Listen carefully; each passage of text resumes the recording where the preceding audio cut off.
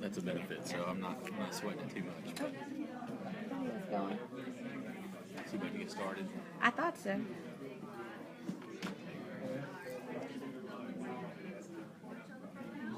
These cakes are fabulous.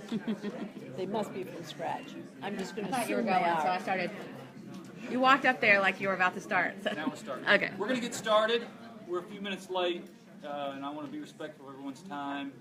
For those that are both physically here but mentally absent, physically here, mentally here, and physically not here and mentally present on Facebook Live, all the people. We're going to call ourselves to order. My name is Brian Williams. I am the current chair of the Oakwood Estates HOA. You should have two pieces of paper in front of you. One is an agenda, and the other is a list of the officers and section reps for this year. I want to go through that just very quickly by way of introductions. I am the current president. Hillary Hatcher is vice president up here running the phone. Matt Hendricks is treasurer in the back. Ruth Ann is up here, secretary. Thank you, Ruth Ann. Yay, Ruth Ann, you secretary. Stop while you're ahead. You didn't get an agenda? No, we got enough that your list. Oh, you didn't get a list of names. Yeah. Okay. There's more back here. Let's see, I got who some. else is here? Hester's. Dorcas and Ronnie Hester are Section 1 reps. They're back here to my right. Marilyn Cruz is right here in the gray sweater. Section 2 rep. Debbie Bowman's not able to be here tonight. She's Section 3 rep. Stacy Downs is in the back and is the Section 4 rep. Our Section 5 rep is open. And so if you're interested in that or know someone that might be, chat with me or Hillary afterwards. We did have a Section 5 rep, and he unfortunately had to resign. And then Tanya Russ rep, and she's not here this evening. As you go throughout the year, if you've got questions, comments, concerns, etc., you can always reach me, certainly Hillary and Matt. But also if you live, well, of course you live in one of those sections, you can identify the section leader where you live, and you can also always communicate with those individuals as well. Before I move off of introductions, I want to do just a quick special thank you to Dorcas and Ronnie. They have absolutely gone above and beyond the call of duty with letters that they've sent out to their Section 1 folks, I think hand-delivered with bows and ribbons and doilies and all kinds of fun stuff. So in all sincerity, thank you very much. That absolutely is part of what creates the fabric of community, and we appreciate that. Absolutely. So thank you, thank you. Yes, happy to applaud. Happy to applaud. No problem with that. It was very nice. Treasurer's report, Matt. All right, easiest, quickest treasury report of the year. So, as of the end of last year, we ended with a balance of $12,804. In 2016, we started out with almost $9,900. We took in $8,554 in income. We had expenses of $5,631, and we actually operated at a surplus in 2016 of $2,922.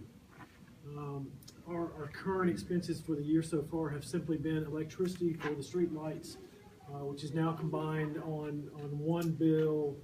In the past, you would see several entries for that. That runs us about $330 a month. Is what that is. That is really all I've got. Did you send out notices for dues? I have not sent out notices for dues. That is going to be discussed tonight, and we will be sending those out. So, yes, sir. When is the LLC renewed? Is that already been done? The LLC being renewed. I have to file paperwork with the state for the corporation each They month. usually just send us a thing and we send a bill. They never had to send it yet. And never received anything. That's something I don't really let get behind. Yeah, I haven't seen any, I did not know there, since I've been the treasurer, which is 2 years now, I haven't seen a bill for any LLC, there's been no expenditure for that. It's every year you have to renew it. But We'll we check do on it. renew with the state, and so Yeah. that's always due in March. Okay, But I have not that's all, gotten I no- didn't see anything on the Okay, thing. no, I've not gotten notified on that yet. It may be in the post office box as we Okay, speak. that's all I wanted to do, but that, Yeah, we that's have a to very s- important piece. We have to send that into the state every year with a list of the officers, their current addresses, any changes in those officers. Yeah, so that's filed each year. There's really not a whole lot else to go on because we're gonna get to dues and the letter that's gonna go out in a bit. Does anyone move to accept the treasurer's report? So moved. Second. Okay, all in favor? There you go. Thank you. Thank Thank you. you, Matt. All right, on to current business. I don't know who seconded. I'll start with a property update as it relates to Bowman Road, the property at 2203. It is the property that has multiple cars. I'm 2213, I'm sorry, my bad, 2213 on Bowman Road. It's the property that has multiple cars there, and by all appearances seems to have some type of garage running out of that property. Many neighbors have called codes about that property. Most recently, Dorcas has called twice about that property. It happens to be in section 1, and she has contacted the codes department. I have contacted them a couple of times.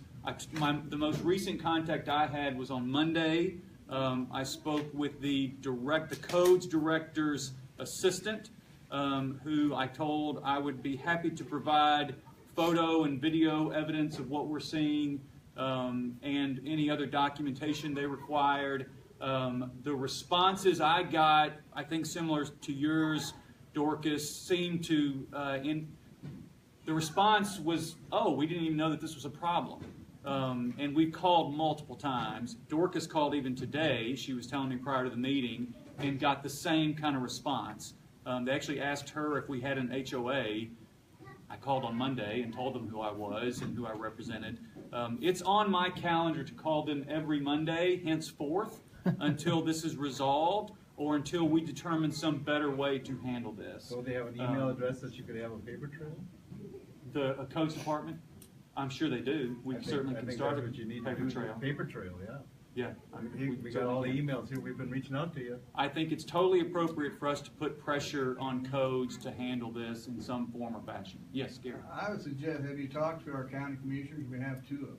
I've not talked about county I commissioners. would put that right on the list, and they can help more than you believe. I I can will do reach that, out to thank you. Betsy. Yeah. Property is The one where the totem pole is, Yeah. and the guy with 6 cars in the yard. V6.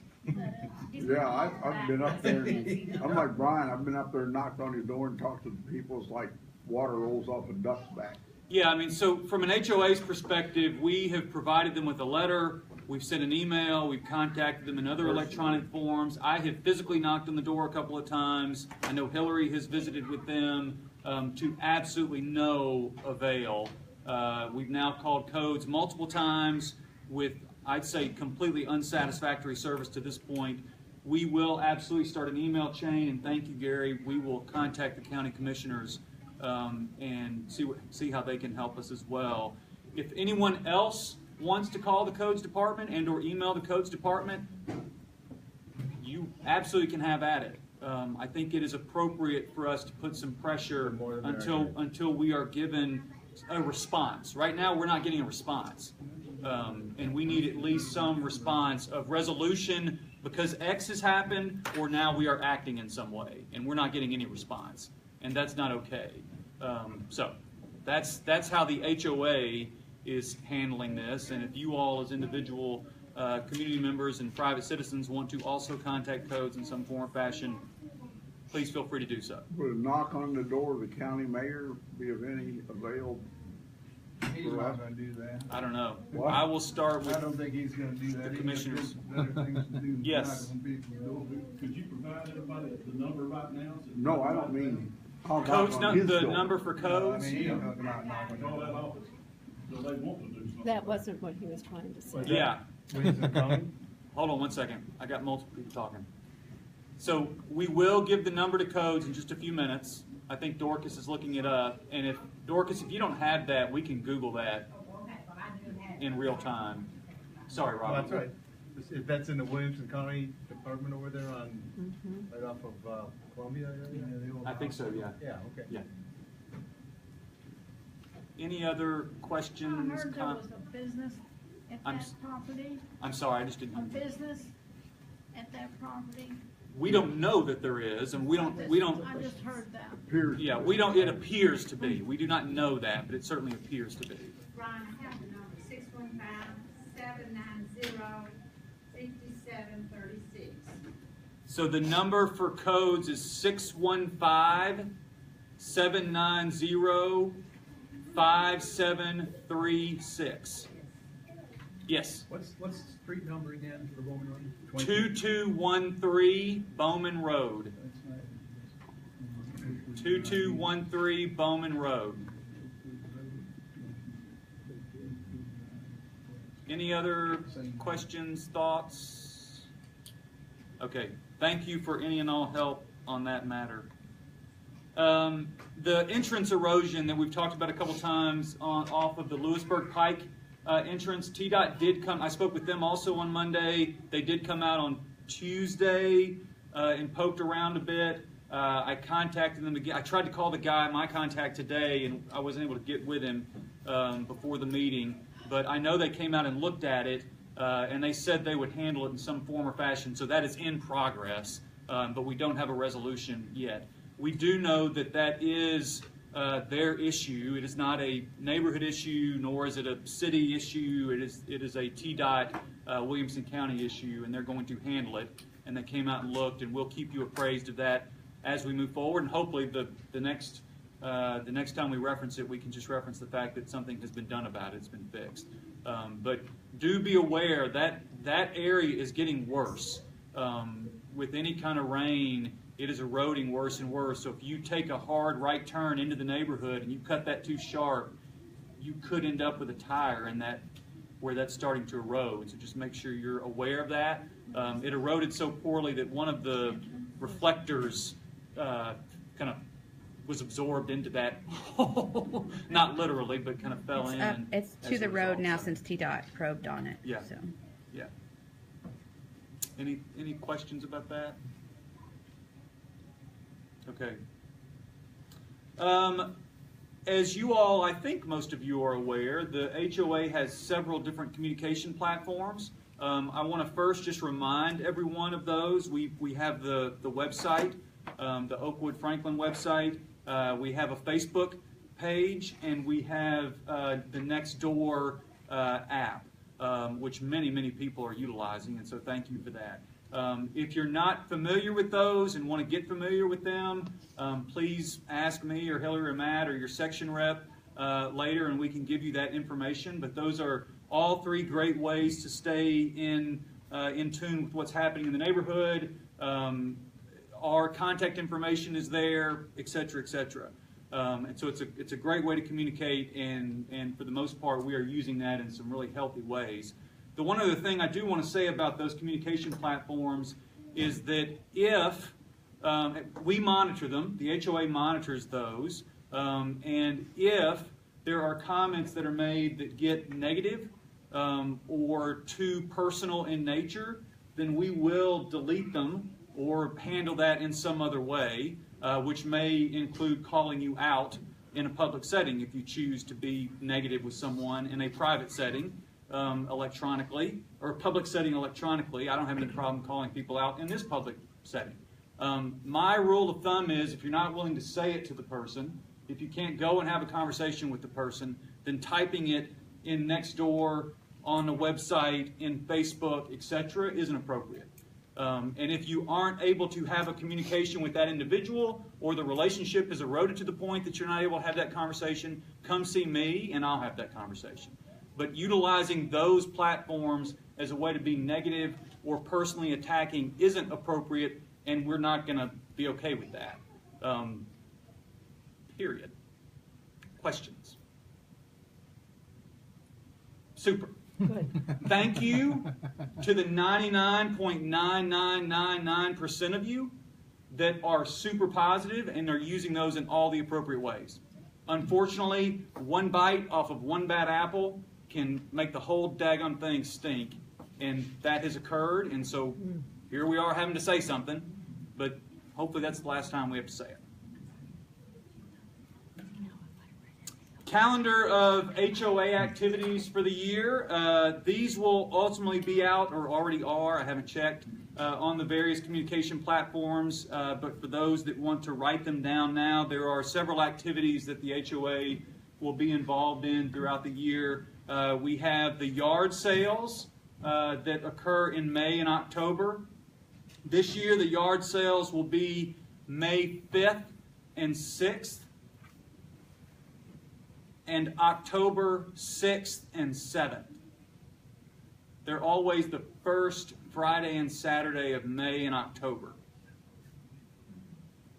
So the yard sales this year are May 5th and 6th, October 6th and 7th. The HOA is going to coordinate an Easter egg hunt again this year, and that Easter egg hunt will be Saturday, April 8th. Correct? Yeah. Thought I had that right. Saturday, April 8th will be the Easter egg hunt. More information to come on that, but if you want to go ahead and mark your calendars, you can.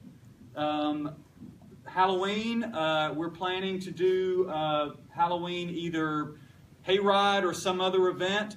I think Halloween is on the 31st of October this year. I'll have to check my calendar, but you can go ahead and pencil that in for October 31st. And then the holiday open houses, etc., will take place somewhere in the range of December 15th or so through the end of the year. And Debbie Bowman has offered to help out with those again. The one other activity that we know we're going to be involved in some form or fashion is a summer activity in coordination, collaboration with the pool. We don't have a date yet for that, but we're looking to do something in collaboration with them up at the pool and invite the entire neighborhood to be a part of that and have the HOA kind of help support that event. And that will be in the summertime. Regardless of a pool member or not, we'll have an entire neighborhood-wide event up there, and more to come on that too. So those are the main events that the HOA will be either helping to coordinate or communicating about over the course of the year. And if you want to be involved in any of those from a support standpoint, please reach out again to me or Hillary or Matt, and we can put you in contact with the section rep who's heading up the various activities, because we do have a section rep aligned with each one of those. Yes? You said Debbie Bowman, that's Debbie Cornett, right? Bowman, actually. Is it? Yeah. Let's see. Any other questions there? You don't have to take them. Nope. Okay. Street lights are not on the agenda because I failed to type it on my computer. But Middle Tennessee Electric is going to come out in March. We finally got a month. We don't have a date yet, but we got a month to install 9 right now, as we have it. I've gotten approval on 9 additional street lights throughout the neighborhood. There are still a few other conversations to be had, but we've got approval on those 9, and that will happen in March. And we're just talking about installing lights on existing poles, and those have been okayed by the homeowners that they would impact. So if the pole is on your property, if you live next to it, if you even live sometimes across the street and the light's going to shine dramatically into your yard, we're asking all the people around that street light for the approval before we've said anything to Middle Tennessee Electric. But that will be happening in March. If there's an area around you that you feel is very, very dark, and or you would like to have a street light added, again, see me, and we absolutely will add that to the list. We're somewhat beholden to Middle Tennessee Electric to get that done, but we can add that to the list and get it done. Questions about street lights? Has there been any vandalism or anything in Oakwood? lately? Not that I'm aware of. No. I don't know that anyone else has any knowledge of anything. No. To that point, actually, thank you for that segue. Also not on the agenda, I have been contacting the sheriff's office whenever I see cars driving, doing a drag race down Isaac and or not stopping at the stop sign that's right in front of our house. I would, if you also see that happening, I've had a couple neighbors do this, contact me and let me know that. If you can get a make and model of the car or color of the car or even the license plate, I'm reporting that. I'm not, and very specifically, we're talking about people who are flying through the neighborhood. I'm not looking to report people who are going 32 and a 30 or who stop but don't stop the way you would stop. I'm talking about people who are going 60 and don't stop at any of the stop signs. We want to report that. I have noticed that the sheriff, on several occasions, maybe he's always done this, I've not ever noticed it, but on several occasions over the past couple of weeks, has actually sat up at the four-way stop at Isaac and Morsewood. yeah, Morsewood, and looks like they're kind of waiting for people. So that's a good thing. That's the best way to police that, is for us to kind of self-police and self-report that. So thank you to anyone that's doing so. They used to sit up on Castlewood. There are 3, and I wasn't able to make copies before I came over. I apologize. We'll have to share. But you all are excellent at sharing. We'll pass these around starting now, and you can look at them through the meeting and after the meeting. There are 3 homes in the neighborhood that are either, 2 have sold, 1 is under contract. That information is provided. I'm blanking on the woman's name who provides Ellen it. Anderson. Ellen Anderson.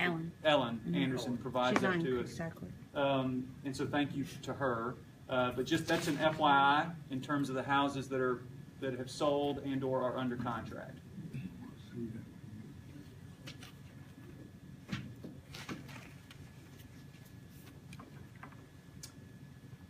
Do you mind to give just a brief kind of review of what the 6:15 meeting, Matt? Absolutely. On the 691. So, after many months of talking about this, we had a meeting tonight at 6:15. It's really a community outreach program for elderly folks in our neighborhood who may need help. And so there were a group of, 15 of us maybe? And probably another 10 to 15 that indicated interest in this that could not make the meeting. And basically at this point we're brainstorming as to how we can reach out to the neighbors in the neighborhood that may need some assistance. Our neighborhood is going to turn over drastically in the next 5 to 10 years. And I think everybody has a neighbor or two they know that may be older, not as able to physically get out, or may just need someone to come and check on them every now and then. So the meeting this evening was basically the beginning of that process to how do we as a neighborhood become better neighbors and help those people that are right down the street from us in our own neighborhood, in our own subdivision. And so we are going to meet again tentatively on March the 7th at 7 o'clock to continue that discussion, start identifying folks that may be willing to receive some help, and then decide exactly how we're going to approach those folks and what we may be able to offer. Anything from just a phone call to make sure you're doing all right, to if you need help with yard work. We're going to try to put together a group of our teenage kids that may be able to spend a Saturday or 2 doing some community service for folks. If you are interested in that, whether you're here tonight or whether you're on Facebook, please contact me or Hillary and Brian. They can get the information to me, and we will continue to pursue this and really kind of define what it's going to look like. Yes, sir. Matt, every Boy Scout working on his Eagle rank has to do a community service project. And that's exactly why we need input, because there's a lot of different ways to skin this cat, and that's a great point. So I don't know if we have any Boy Scouts in the neighborhood. I'm sure that we do, but we could also reach outside the neighborhood to offer those type services. Anyway, we're starting this process. I have a list of the emails of the folks that were here tonight, so there'll be an email going out there. But if you're online or here and you want to be involved, please see me after the meeting.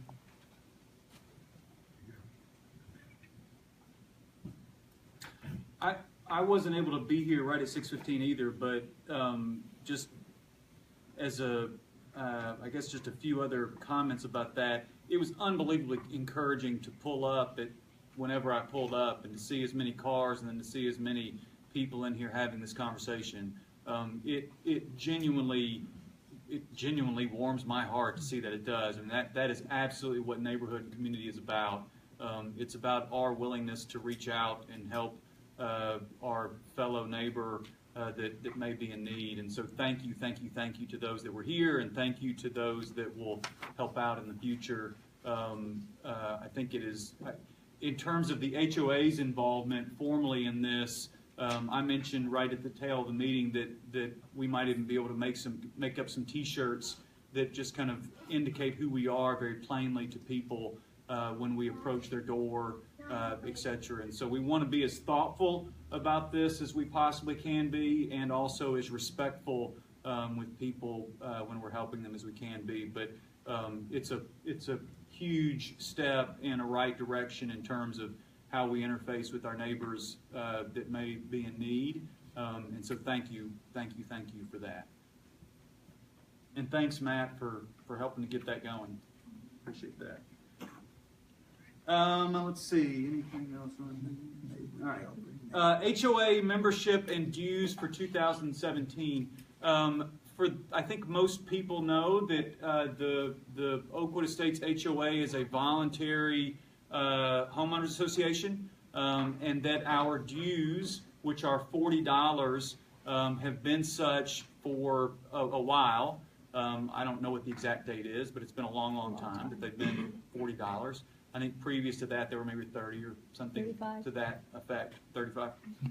And the reality of dues at that level is that what they allow the HOA to do primarily is pay for lights and a few other things and have a few dollars in the bank, but any capital, there's not much we can do in terms of capital expenses. For those that were here at the last meeting, or if you watched on Facebook Live or had a chance to review that, you would know that one of the things that we talked about in November were speed signs, and potentially in the future purchasing some type of speed limit signs that registers your speed as you're going by, and it shows you that. And there's all kinds of research that shows that slows people down, but those are expensive.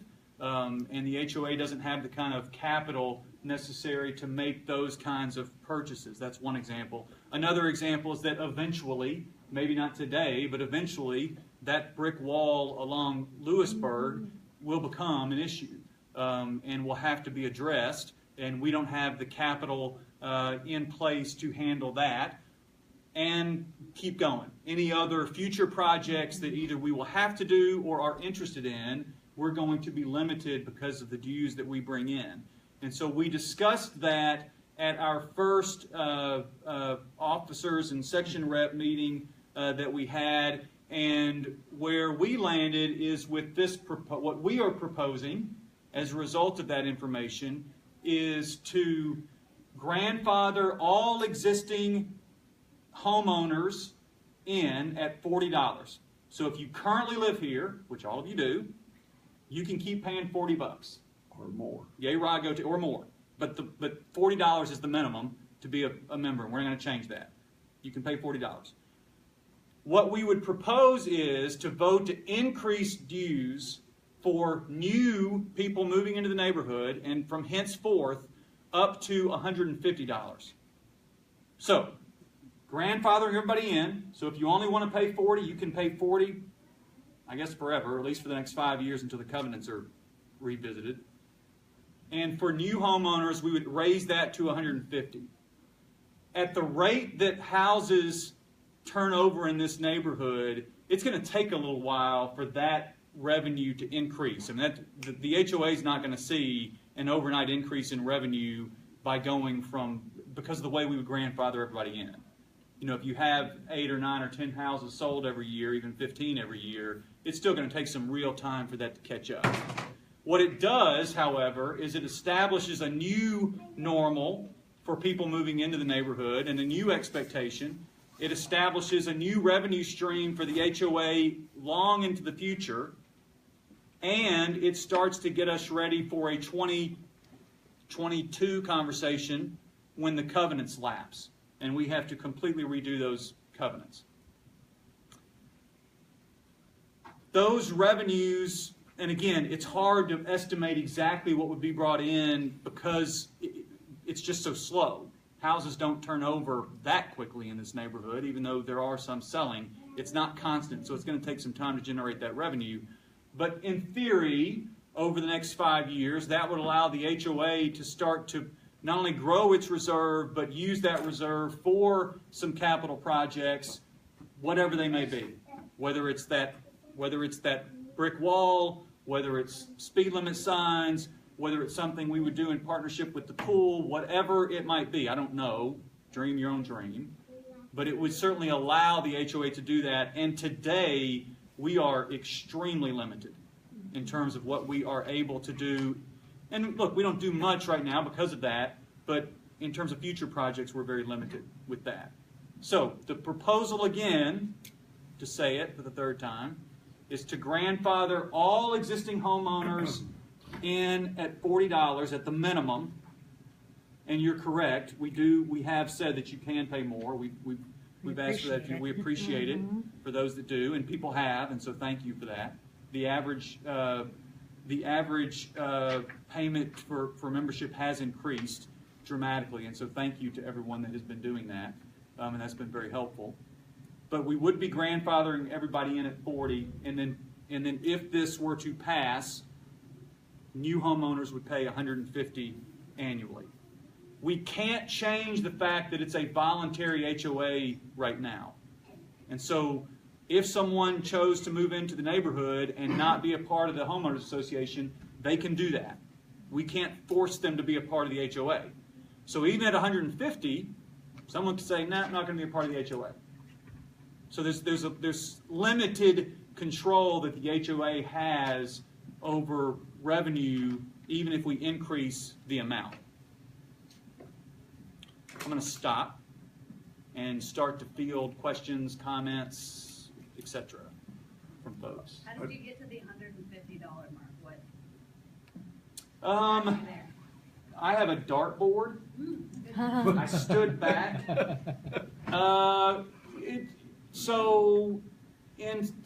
Here's how we got to it very plainly. We took a spreadsheet out. We took 137 houses, which is how many members we have currently. We multiplied that by 40 and came up with a number, and that number covers the cost. You put it. It does not cover the It doesn't. I'm sorry. It doesn't cover the cost at 40. You go up to 80 or 100 or so, and that covers the cost, and it allows for $4,000, $3,000 annually that you can set aside in theory if nothing breaks or nothing dramatic happens, which is still not a significant amount of money if you consider that like just one of those speed limit signs is $2,500. That wall is going to be more than that if and when, not if, but when it collapses or we have to do something with it. And 150 allows for more in the neighborhood of $7,000, $8,000. And again, this is everybody paying that, and we know that's not going to occur. It gets to that number. So knowing that not everyone's going to pay for it, and this is some fuzzy math because we don't know how many people are going to pay, right? That's just the reality of it. But given that, it would get us to that number. It would get us to 7,000 or so that you could put in reserve at 137 houses paying 150. But we're not going to get there immediately, and so, We also came up with, so that's one way that we got to 150. The other way that we got to 150 is that we don't want to keep increasing this like next year and the next year and the next year, and now this isn't enough, and that's not enough, and now we need to go up again. And so we view this as we're going to increase it to 150, and we're not going to revisit this maybe until we redo the covenants in 4 years or so. And at that point, we will have to revisit this because the covenants lapse, and the covenants have to be revisited, which means everything's on the table at that point. So that's how we came up with it. Some science to it, but also just the reality of it's a voluntary HOA, and we can't control who does and doesn't pay. We also broke the number down to a monthly number, which is $12.50 a month, which I think is a reasonable HOA. Yeah. Yes, sir. I have one comment. When I was knocking on doors and stuff, I found out that some people wouldn't pay dues, but they would pay for a project. Yeah. I don't understand that thinking, but Well, I think so. I think the point there could be that it's incumbent upon us to show how those dollars are going to be spent, right? And or show how what capital expenses are in the future, and we're starting to think about that. We brought up speed limit signs. We've talked about that wall a little bit, although we haven't priced it out. We've had that discussion. We've had some other discussions about what could or could not be in the neighborhood in terms of capital projects. And so I think the idea might be that people can get behind paying for a specific thing, but they could potentially feel like paying an HOA due that they don't know where it goes is money that's not well spent. I think it's incumbent upon us to show how those dollars are being spent, which we currently do through the Treasurer's Report, et cetera, and will continue to do. I think we'd have to double down on that if we're going to increase dues. I think that's a good point. We could put it on neighborhood. Hey, we got to do this project, and we need the funds. Anybody wants to chip in, chip in. Yeah, we actually had that conversation at the meeting about the variety of different revenue streams you can create. One being a systemic revenue stream of dues, another being a dynamic or one-time revenue stream of an event. Yeah. An event meaning raising money for capital.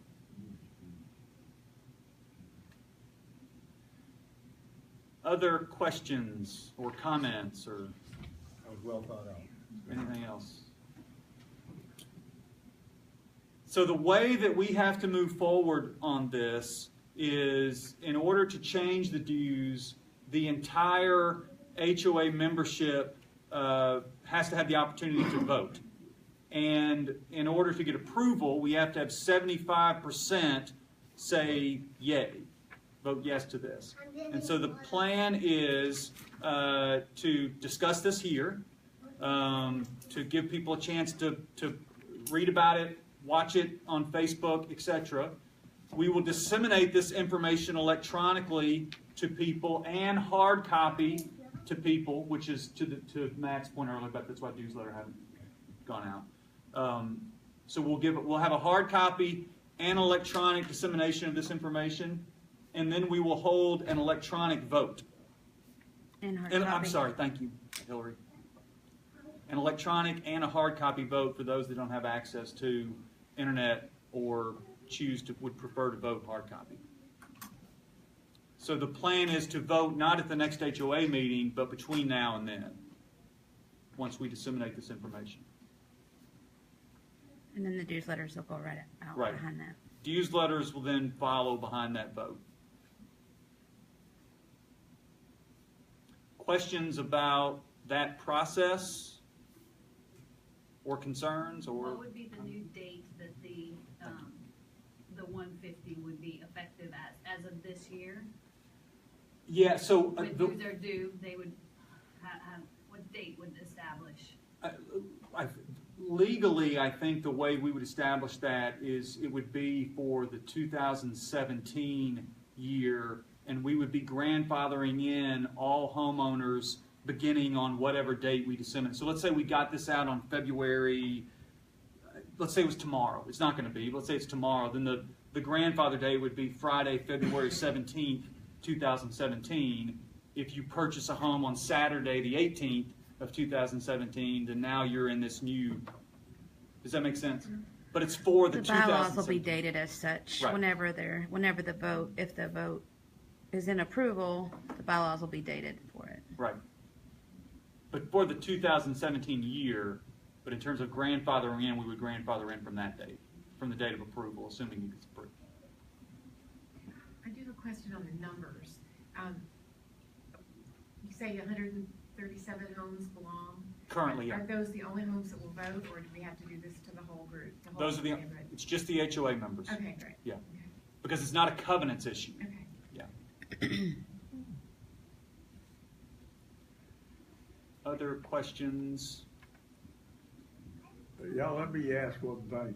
How many homes or homeowners do we have currently in Oakwood? 240, 237. 237. That's actually listed on the top of your financial report. Oh, okay, I missed it, okay. So it's 237, in 2015, that says 2015, it should say 2016. 2015, 144 people paid. Last year, 137 people paid. However, we took in about $2,500 more in income because we asked for folks to pay more if they could last year during the newsletter. So, and actually the payment statistics that are listed at the bottom right of your sheet are how many of our current members and what they pay. So a quarter of the people, went above and beyond and went ahead and paid $100 last year. We had about half, 45% I think, that paid, 47% that paid the minimum. So that just kind of gives you a breakdown of where we are. That's part of what we use is coming up with the number of 150 and how that would shake down as far as future revenue would be concerned. And to Hillary's point, just earlier, I failed to say thank you enough and how appreciative we are to those that did choose to pay more voluntarily. We really do appreciate that. That makes a difference in what resources we collectively have and how we are able to then utilize those resources. And so thank you for that. Any other comments and or questions about that? Okay, if not, then you will receive a hard copy and electronic opportunity to vote, information and then opportunity to vote on this. We've obviously had this conversation with our section reps, and so they will also be available for questions and to help disseminate information as well. If you hear people that have questions and or concerns, you can direct them again to me, Hillary, Matt, or their section rep. Great. People are aware that this is extremely cheap doing. Yeah. Extreme. Yeah, it's very Coming expensive. from California, this is ridiculous.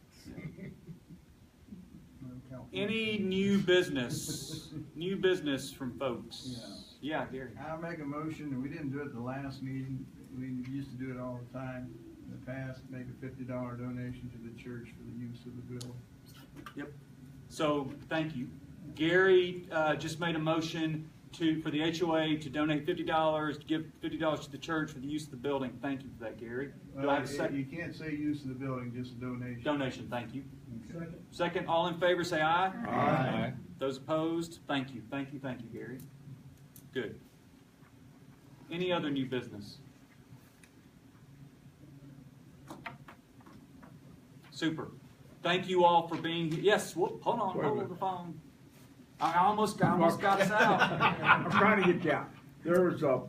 I saw somebody put in a new one of these metal sheds right at the end of their driveway. Yeah. And I didn't think they were to be exposed like that. I thought they were to be set back behind the houses somewhere. Yeah, I actually pulled the covenants up because we were asked about that. Okay.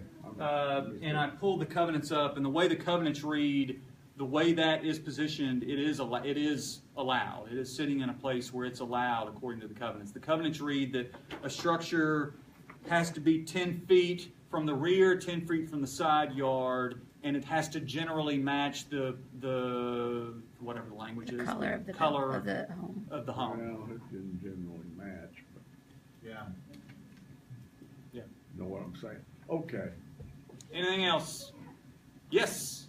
Yes. Maybe a silly, redundant subject, but as you were talking about this new use thing, I was thinking about, it sounds to me like we got a little bit more than half of the households in Oakwood that are in HOA. Am I interpreting that right? Yeah, that's right, a little over half. Is there any way that we can recruit into these other homes?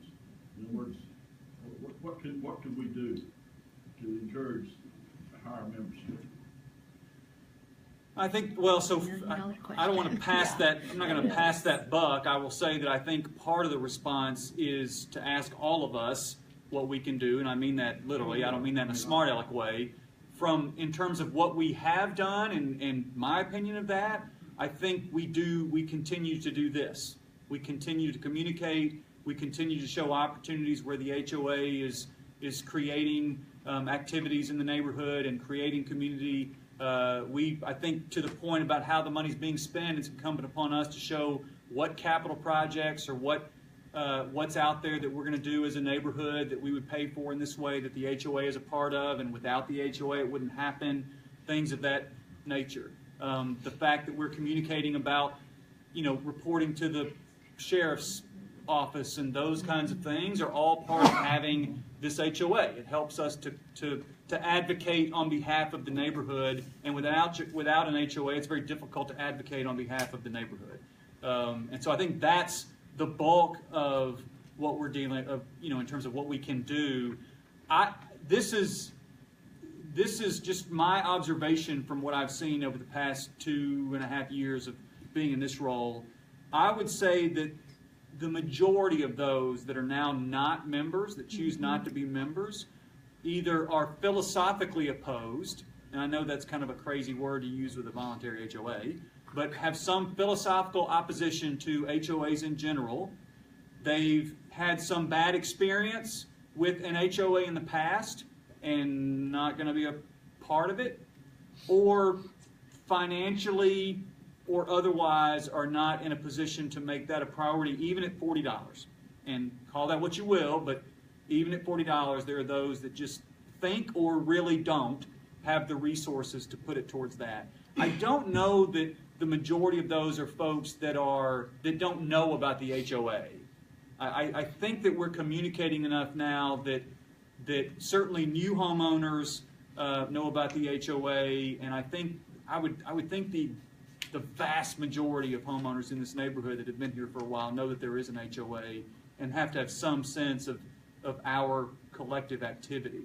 One other piece to that, Ronnie, is the reason that we have, the primary reason that we have section reps is because you're living on the street with those people, and you communicate, you see them, you walk your dogs or cats or whatever else you walk yourselves, and you run into people. You have these conversations, and so the ability to communicate with folks about the HOA and what we're up to as a neighborhood, etc., I think is the primary driver for how we recruit more people to the HOA. Yes? I'd like for us to thank Terry and Evelyn Pearson. Terry's mother and dad lived in Oakwood years ago, but they came out voluntarily and set up the refreshments and everything. Yes, thank you. With that, we're adjourned. Thank you all. Thank you.